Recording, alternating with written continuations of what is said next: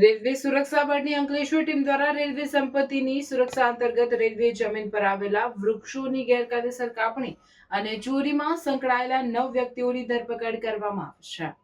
પશ્ચિમ રેલવેના વડોદરા મંડળના કોસાડ અને ગોઠણ ગામ રેલવે સ્ટેશનો વચ્ચે રેલવે જમીન પરથી વૃક્ષો કાપીને ચોરી કરવામાં આવી રહી હોવાની માહિતી રેલવે સુરક્ષા દળને પ્રાપ્ત થઈ હતી. ત્યારબાદ રેલવે સુરક્ષા બળ અંકલેશ્વરની ટીમે તાત્કાલિક કાર્યવાહી કરીને સ્થળ પર દરોડો પાડ્યો, જેમાં 9 આરોપીઓને રંગે હાથ પકડી પાડવામાં આવ્યા હતા.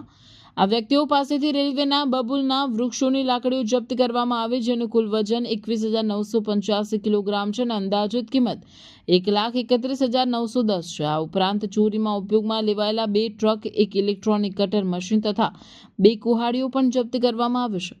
આ મામલે આરોપીઓ વિરુદ્ધ રેલવે સંપત્તિ અધિનિયમની કલમ 3 હેઠળ કેસ નોંધવામાં આવ્યો છે. મામલાની તપાસ રેલવે સુરક્ષા બળ દ્વારા કરવામાં આવી રહી છે. ધરપકડ કરાયેલા 9 આરોપીઓમાંથી 2ને હાલમાં ન્યાયિક કસ્ટડીમાં રાખવામાં આવ્યા છે, જ્યારે બાકીના 7 આરોપીઓને રેલવે કોર્ટ દ્વારા જામીન પર મુક્ત કરવામાં આવ્યા છે.